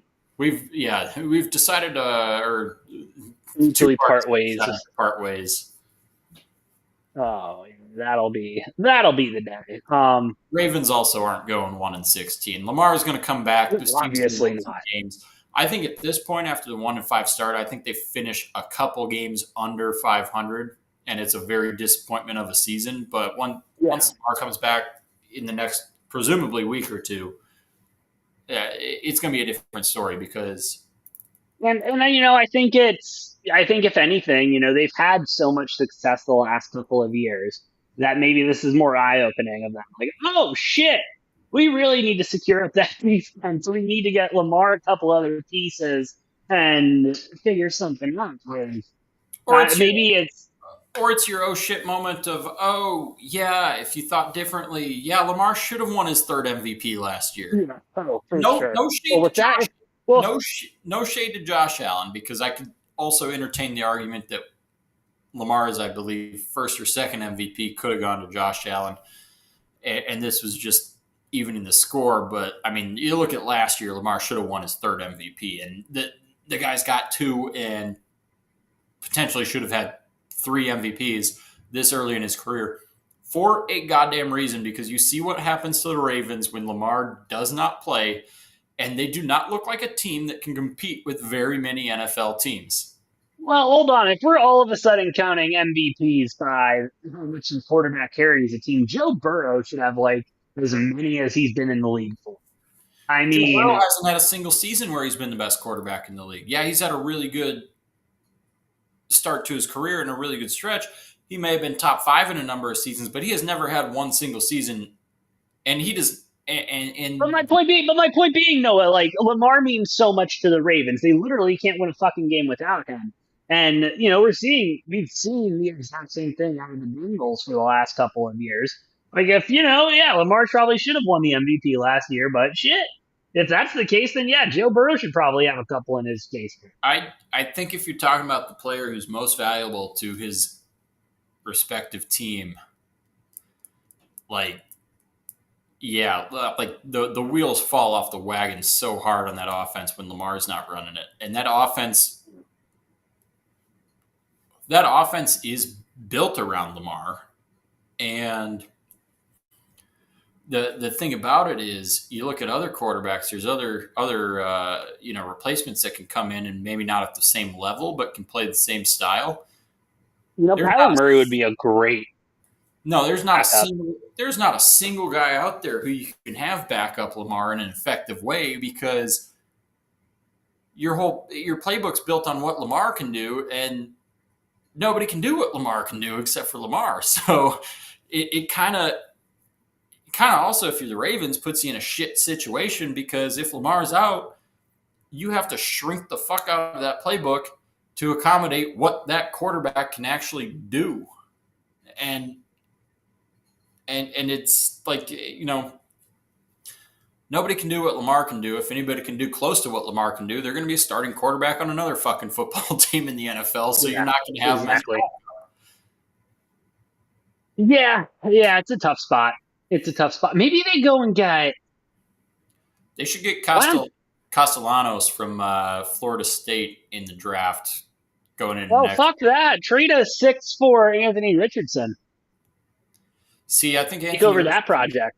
I think he's too much of a liability. If I'm the Ravens, I'm circling like third round pick maybe on Tommy Castellanos out of Florida State. No, no. Um, yes. Like I agree with what you're saying. I don't think he'll be available for that. It's way too early for him to talk. The Um, way Florida State season's going, I think you could easily get him in the third or fourth at this point. Probably, maybe even hope he drops to the fifth. I don't know, depending on how the season goes. But But you also look at like a Devon Dampier out of Utah, a couple other guys probably. But like you need a dual threat we, guy. But my point being, you can go get yeah, any dual threat quarterback who can run the hell out of the ball and throw it well. Ain't none of them Lamar fucking I Jackson. think Lamar Jackson. I agree with you there. I do agree with you there. Another game I really don't have much comments on because they're not going to do much, and they both have a long way to go. Titans Raiders. Raiders win this one 20-10. This was the game that got Brian Callahan fired. I will say there's another rumor going around the NFL. The owner is quoted saying something along the lines of, "Yeah, we ain't losing to Mike Vrabel with this head coach," and so that is part of the reason they got him. Maybe allegedly, just some stuff. But Cam Ward, Can't lose to him if you don't play him. exactly, exactly. Could we see a forfeit from the Titans going into this week? Like, they don't want to get embarrassed by Vrabel. So, oh no, all of our players are sick with the flus. We get a forfeit. Chicken pox. So everyone got chicken pox. Everyone's got mono. Everyone on the team's got mono. No, yeah, this was not a good showing from Tennessee. Showing for either team. Let's be very clear about that. This was a bad game. Yeah, the Raiders are they've shown a couple flashes at moments this year. This whole game was not one of those. This was just a team that has a better roster beating the team with the worst roster at home. 20-10, not overly impressive. Raiders cover, they win, whatever. Yeah, I still think the Raiders are about a five-ish win team this year. They're Yeah. they'll get they'll get a couple. They're up to two wins now. They'll get a couple more, but I mean they're coming in as the heaviest underdog of the week going into Kansas City. So I we'll see. Although it is amazing how this team looks differently when Gino doesn't throw 2 to 3 interceptions. He did only throw one this game. And he only threw the ball 23 times. Yeah, so maybe that's the key is just Gino doesn't throw picks and they're fine. But that's also, you know, telling a 10-year-old well trained dog not to fetch or Yeah, not to exactly. sit when you say sit. Um, Trying to, the old adage, can't teach old dog new tricks. You also can't unteach an old dog old Like, all tricks. right, there's a window. I think I can get the ball in, so I'm going to go ahead and see real quick. Yeah, Uh, which is funny I, because like, who the hell is Gino even throwing the ball to? Brock Bowers has been out like 3 weeks, and Gino's just like, hey, hold on. I will not take any. Like, I like a couple of guys on this offense. I don't think Geno Smith is going to be obviously the long term solution here, and I don't think he's even going to see into most of next season. I think he'll start next season for the Raiders, but I think they draft a guy in the first round this year and have him ready to go halfway through next season. But like, well, I can, Jacoby Myers isn't bad. Michael Myers isn't bad. yeah, Excuse me. well, Trey Tucker's not bad. I can tell you he ain't thrown to JSN and DK Metcalf. That's for That sure. is very true. That is very true. Neither of these gentlemen are built like DK Metcalf is. He got used to that up in Seattle, didn't he? PSN Anyways, is such a dog, dude. We'll don't get have to him any in a huge, moment. I don't have any huge takeaways from this game. Again, the Raiders they'll get a couple more wins as the season goes on. I think the Titans will get a few more wins too. But yeah, these are bottom third teams playing each other. Like whatever. It is what it is. Um, my last thing on this is I'm thinking about taking a ticket out on Cam Ward, one offensive rookie of the year. Uh, I think 26 for you're 38. insane. Two, huh? I think you're insane for that, but go on. 26 for 38, 222 yards, one touchdown, one interception, six sacks. That definitely kills, but that's more of a, in my opinion, sacks are an O line stat, and not really a QB stat. Yeah, as they should be. I agree. I just wanted to say that out loud, but It, um, unless it unless is. you're unless you're Caleb Williams and you inflate your O line stat and He does sack. that too. He does do that sometimes. But no, I guess my big point with that, and again, it's going to be a small ticket, a little flyer on it, but like, don't get me wrong. Like he said, if we're keeping it buck, we ask, and the Titans are asked. Like, I'm not trying to argue that point, but Cam Ward on an ass team being able to go, what was it, 26 for 38? Yeah, 26 for 38 with 22 yards. You're telling me bro only missed, what is that, 7? Is that how that math works out? But yeah, 9? well, Cam Ward doesn't even have like great receivers either. No. No, he doesn't. Calvin Ridley's his best receiver, and he just learned how to recapture the ball like last week. I would even say Alec Manor, the rookie, might be the best receiver, and then you Dude, get Pat honestly, he Calvin looks solid. and Chiga Conquo at tight end. It's not a star-studded cast that he's throwing the ball to. I'm going to go ahead and say this, Noah, and I haven't said this about a quarterback in a long time since I've been burned by Trevor Lawrence, but I'm going to go ahead and say this here. Cam Ward will be a Super Bowl winning quarterback when all is said and done. Oh, I mean, I would love to see get the man some fucking weapons and see what he can actually do because Again, year one. He's looked good at times. He's looked bad at times. We get that from every rookie quarterback. But this ain't a walk into the situation and be throwing the ball to Justin Jefferson, Jordan Addison, or Jamar Chase, T Higgins type of situation. This is a your top 2 targets are Calvin Ridley and a rookie Alec Minor who was drafted in the 4th, 5th round. And then, probably Tony Pollard, number 3 after that, which... Don't forget about Van Jefferson. Because he's irrelevant. It doesn't matter. But Cam Ward will be better. He'll be better. He passes the eye test. That's the scary part. That's the scary part, too, is like, this is his rookie year. Give the man some fucking weapons, though. Give him some weapons, and I feel like I say this about every team that gets a rookie quarterback, and I truly mean it from the bottom of my heart. And I know it's a hard position, but secure your offensive line. Like, please, secure your offensive line.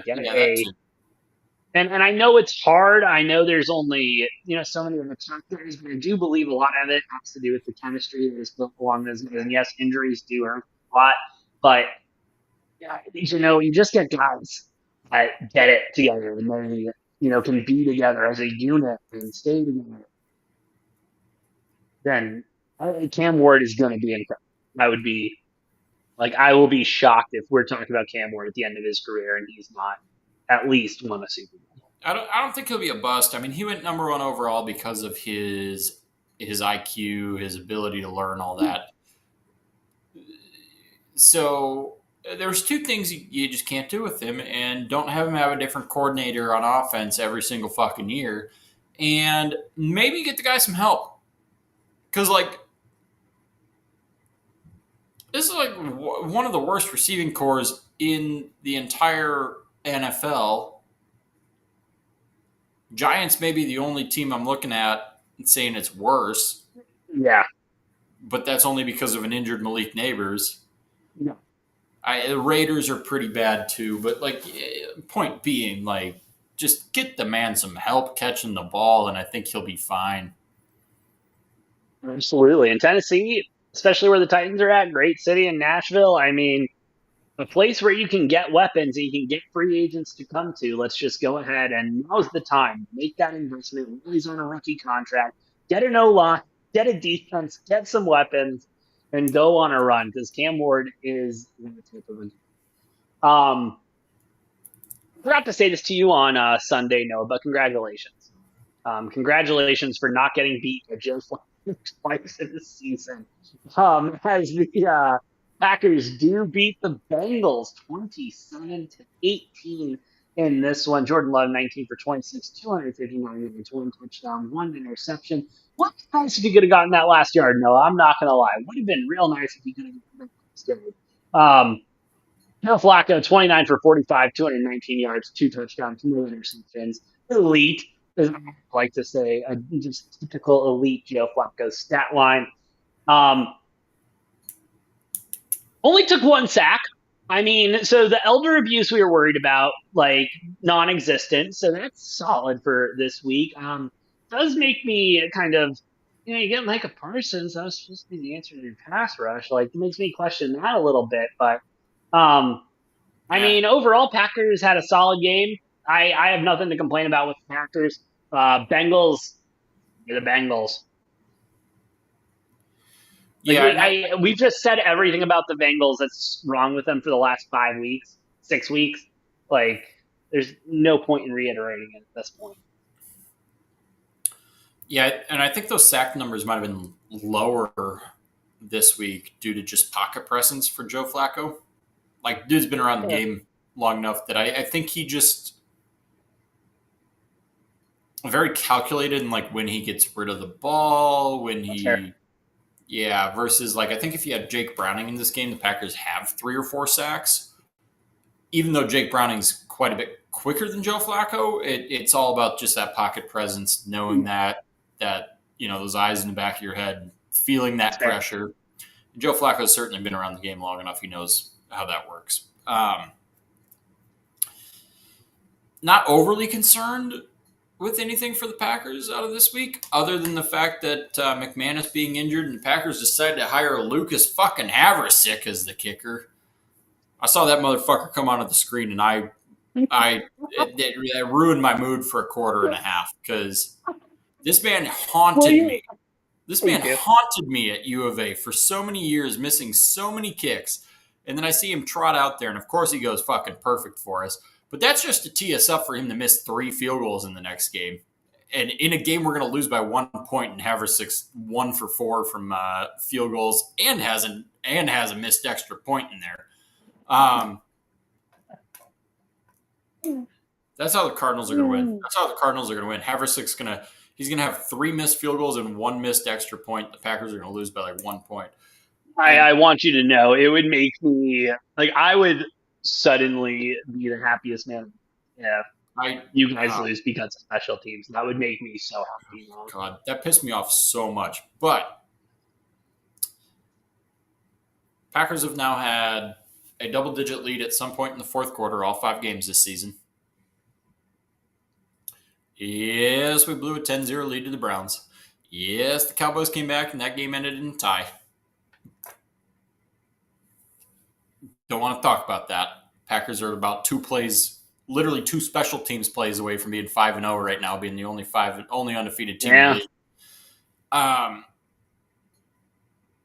It's all garbage time, though. I mean, the Packers were up. It took a 14-point lead against Cincinnati about halfway through the fourth quarter. They come back, make it a little tight. I think people are stressing a little bit too much about that.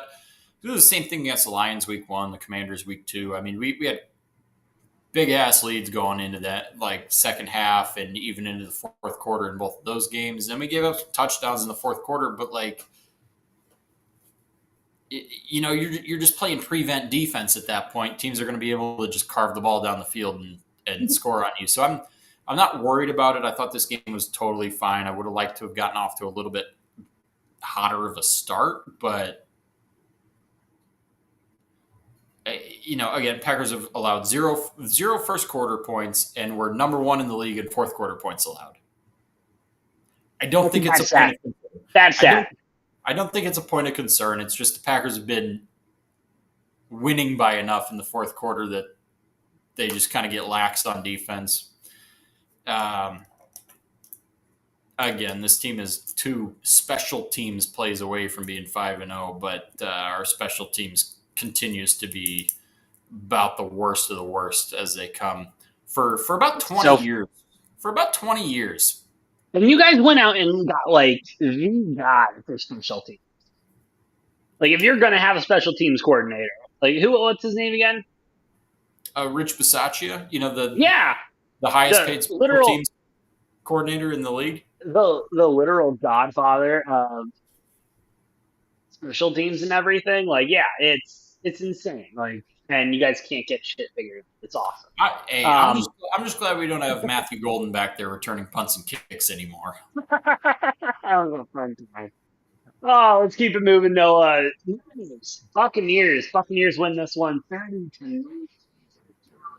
27 for 39 for 347 yards, no touchdowns and two interceptions.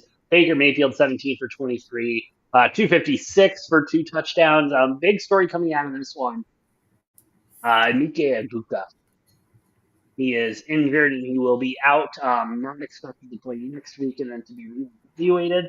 I mean, like, you want to talk about an injury that just ruined a lot of my fantasy teams. Like, pretty much every single one of them. Like, Yeah, he's only going to miss a couple weeks, so it's. no, I know. I'm being dramatic. But, And as somebody who has him on my fantasy team, I'm not looking forward to that couple of weeks. Yeah.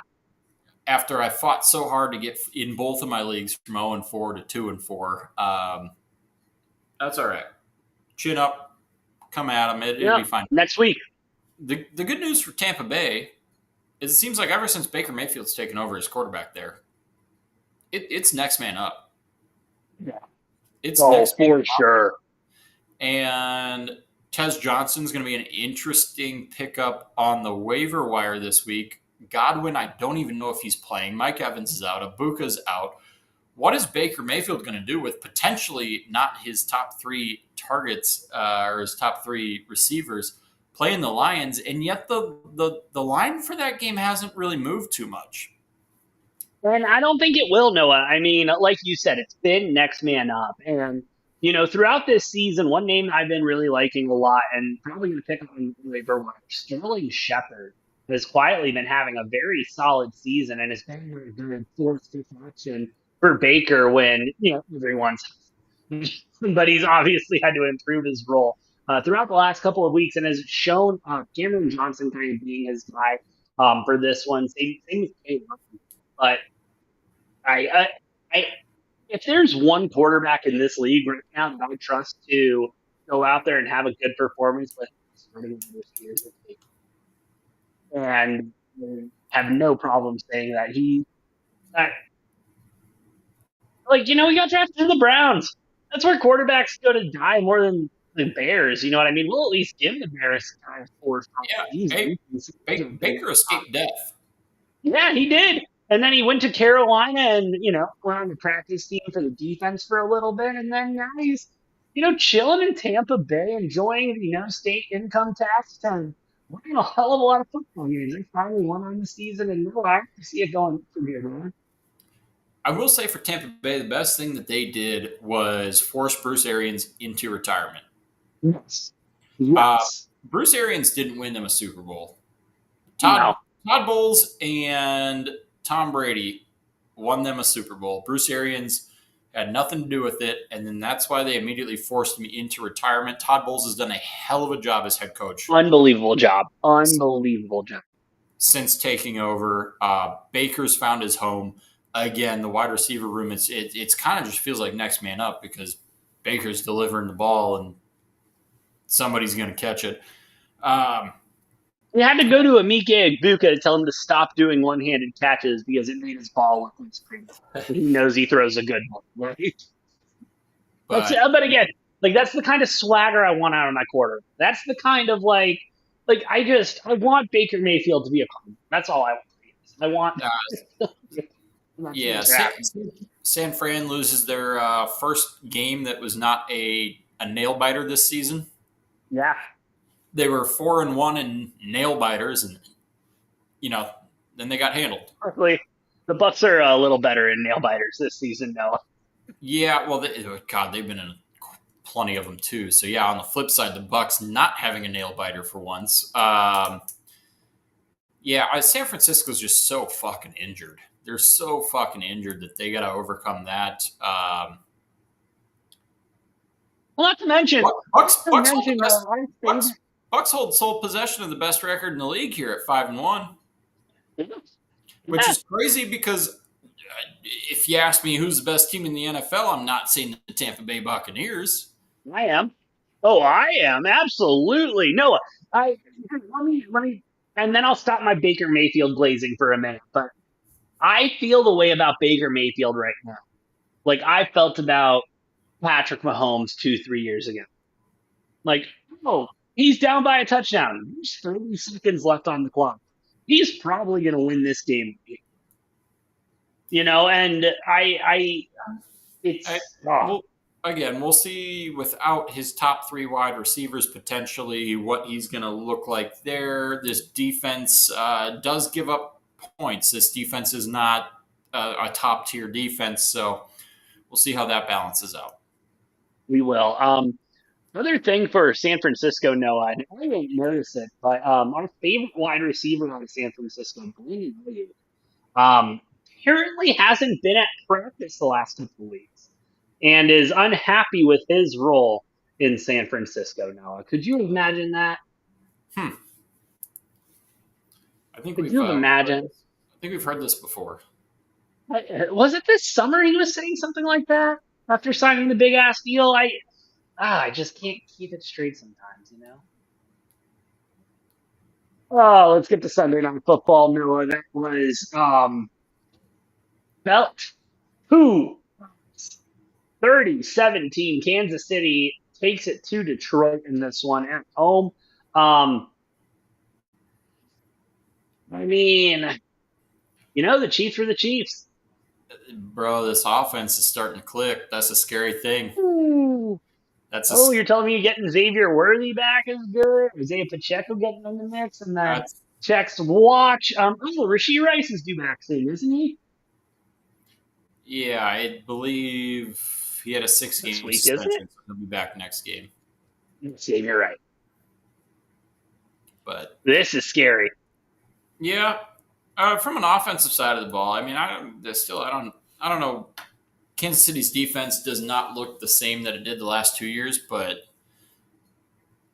I agree with you, but they held the Lions to 17. oh, and that's what I was going to get into here because I love to see when Dan Campbell's overly aggressive play style bites them in the ass, and it bit them in the ass this game. And it doesn't happen often. I'll give him that. The sample size is still not huge, and so as it continues to grow, I think Detroit's going to get bit in the ass more by Dan Campbell just being a bonehead with his play calls sometimes. Dude loves to go for it on fourth down to go for two more than Loves any it. other coach in the league. And I've just been waiting for the day where it's time to pay the piper. And I don't know if we're fully there yet, but this was a game where it didn't work out well for Dan Campbell and boys. Nope. And I get a lot of joy when it doesn't work out for them because they gave Kansas City short fields. Kansas City's offense was clicking. Mahomes had a hell of a game, and Detroit just got shellacked in this one. Yeah. Yeah, good old fashioned beat down from the Kansas City Chiefs. Let's move it over to Monday Night Football. No, we gotta stop these. We've got to stop them. Like, I'm usually not one to complain about more football being on, but after watching a full slate Saturday, after watching a full slate Sunday, We don't need overlapping games on Monday night. We don't need it. no, we just don't. We don't. And, you want it like next week, they're doing, Let, because let it's me an East Coast game. They're doubleheader, doing a doubleheader. And they're starting essentially at the end of the fourth quarter of the first game, which is bullshit. no. Yeah, either space them out 2 to 3 hours from each other. Like have a 4 p.m. and a 7 p.m. kickoff here on the West Coast, which I know that's going to be way too early. Like you can't have a 1 p.m. Yeah, for Monday. the East Coasters. So that doesn't work. Just like no, Monday Night Football is like my, get home from work. I missed half of the first quarter by the time I get home, and I just want to put on the game and just relax and watch the game. Yeah, on you. I don't need two games dueling at one time, and two games that both ended up as a 1 point game. They were both really good games, actually. Yeah, But like, I'm not trying to quad box it on a Monday night. Like I don't need the dual screens going on a Monday night. Like, just give me the one game. no, exactly. But you know, media rights and everything, so that shit's never happening. Get to the first one, Noah. Bills, Falcons. Falcons come on with this one, 24-14. Um, you know, Bills just seem flat. Yeah, well, have you looked at who they've beat this season? They are 4-2 with wins over Um, the Ravens, the Jets, the Dolphins, face, and the who? face. And the Saints. That's right. Oh wow. So they've really beat up on a bunch of 0-1 win teams. That's a combined 3 wins for the teams that the Bills have beat this season. Um, Interesting nugget. The Bills are obviously a very good team. I'm not worried. I'm not really worried about them. I think they'll be fine. I don't know what the fuck to make of the Falcons. Like they are they are the Yang to the Carolina Yin. These two teams are like, oh, we can look really really good, or we can look really really Really, really bad, but you don't know what you're gonna get. And the Falcons, yes, I'm calling the Falcons the Carolina Panthers, and I believe they're both 3-3 now. bad. Yeah. And Oh, Falcons are 3-2. the Falcons are 3-2. They had a bye Get an week. early bye. Carolina 3-3, but oh god, those two teams, they're the same for me. It's like what the fuck are you gonna give me? Quarter in, quarter out, like it not even in a game, like down to a fucking quarter. Like I don't know what to expect from Atlanta. I don't know what to expect from Carolina, and this is like those are probably the two hardest teams to like bet on or handicap for me this season because it's like what are you showing up with here? What am I going to see? Yeah, which team am I going to see? And Are you going to get blown out 30-0, or are you going to go beat a really good team? I'll be honest though, like even in Michael Penix's, winning a game and in one of his better nights, 20 for 32, 250 yards, one touchdown, no interceptions, only two snaps. I'm not overly impressed. No, I'm, I mean I'm Bijan really Robinson not. Dijon is that offense. and Drake London had a hell of a game in this one. Didn't have a bad game, yeah. And but like I feel like in the with the Falcons in the next couple of years, we're gonna have that conversation again of, oh, if they only had a quarter, if they only had, only had. And I feel like the Falcons because the offense is solid. Even like Tyler Algier, Bijan just had himself a game. I mean, the I don't get why he's the only running we get those overhead videos of when he like breaks off along something like that. But I mean, it's sick as hell. I'd love to see it more. But yeah, the Falcons. Michael Thomas influence. I'm just gonna go with him. He ain't, he ain't it. Yeah, I mean we'll see, but it does not look overly impressive. I don't know, but Falcons they're above 500, so I mean good for them, I guess. Good for them. Let's go to the final game Monday night. Bears, Commanders, a nail biter down to the wire. And I've thought about this game a lot. I've thought about this game a lot because over the last I don't know, decade, decade and a half, this is a game we lose. This is a game we lose 10 times out. And you know, we got lucky. I hate to say it, like the ball Hey, bounced our way, and Troy Aikman would agree. dude, ah, Troy Aikman hates the Bears. He hates Caleb Williams. hates the Bears. Hates Mainly the Bears. Mainly Hates Caleb the Williams. I don't know why Troy Aikman hates Caleb Williams so much, but he cannot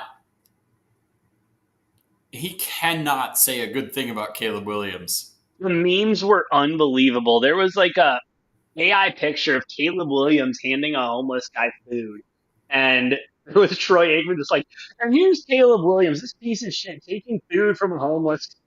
It's like, Jesus Christ, like, yeah, Caleb Williams could have, you know, thrown for, I guess, 260. He only threw for 252. Um, and he still wouldn't have been happy. He could have thrown for 2 touchdowns and he still wouldn't have been happy. He could have, only taken a sack and still. Troy Aikman went in there with an agenda, and it was an anti-Caleb Williams. Oh, big time. And I'm not that I'm not here for it. I mean, I Oh, I hate love it. I'm all about it. Yeah. it was kind of funny. It was like even when Caleb Williams did something like good and made the right read, Troy Aikman's like, yeah, I don't know, this piece of shit fucking sucks. It was wild. It was the opposite of what we get on Sunday Night Football with Collinsworth and Mahomes. And here's a guy who it was wild, but um, Bears win 25-24. I don't feel good about it. I don't know, Noah. Like, I get it. They are Build trending in the the right hope. direction. Build the hope. No, I'm not going to do it, dude, because I've been here, done this bullshit before. I know the Chicago Bears. I mean, someone's getting fired at the end of the season. Like, someone has to get fired at the end of the season to keep the circle going. And I don't know if it's our GM. I don't know if it's a coordinator or something, but something's. And Bears are going to start 4-2 and then finish the season. still full Cardinals. Finish Still the season. full Cardinals. Finish the season 5-12 after a 4-2 start. Yeah, there we go. That's the Chicago Bears I know it was. Fitting. But I mean, that was the thing. Like, they looked good. I think we need to hand the ball off to Swift more. He got 14 carries for 108 yards. I think that's 28 carries on 216 yards personally. But hey, listen, it's working for Caleb Williams right now. I have some trust in Ben Johnson. I can't say I like this team. I can't, dude. I just. Well, I mean, every fucking game feels like a battle for the Bears. That's exactly what I'm trying to say. And you can circle some of those and be like, oh, that's a good thing. But then if you look at it as a whole, then there's some games where you're like, oh, that's not a good thing that this game was a fucking battle. And I feel like the Bears, they're playing their opponent, but they're also kind of playing themselves every week. And so, for sure. Yeah, this team's not making the playoffs. It's okay. I do like when the Bears fans get excited because then it just makes it all sweeter when everything comes crashing down. That's the other thing. Like, I'm on Bears Twitter, and the Bears Twitter, at least the part of the Bears Twitter I'm on, isn't excited. Like, they were excited about the win, sure, but like, they're still not overly excited about this team. Like, that's the vibe I'm getting from the Bears Twitter. Yeah, so we'll see. Washington's going to be interesting. I do have them just barely missing the playoffs this year. They're playing the Cowboys this next week. That's a game I think that's a true coin flip. Like, I don't feel confident enough about Washington that I can give them more than like a coin flip playing Dallas. Yeah, and I mean, they're injured to shit. I mean, Terry McLaurin not being there, I think, is a very clear detriment to them. Yeah, it's not good. The defense, I mean, looked fine, but you let the Bears score 25 points. How do you do that? How do you do that? You can't figure it out. Can't do it, and we're not going to figure it out tonight. But I think that's all I got today. NFL, anything? You got anything else, Noah, before we call it a day? No, that's what I got. Well, sweet, dude. Well, we'll be live tomorrow night with our best bets and picks for the full NFL Week 7 slate and college football Week 8 with Noah's best games of the week. And wait to see what he has put together. Our slate tomorrow. Going to be a good one. But yeah, hey, thank you all for listening. Thank you all for watching. Shout out to everyone here on Rumble over on YouTube and X. Y'all are the best. If you like what we're cooking, please hit those like buttons. All buttons does help us out for one of you than you knew. I'm the Brofict one, AJ. That's the Money Train, Noah. We'll see you next time on Degenerate Take.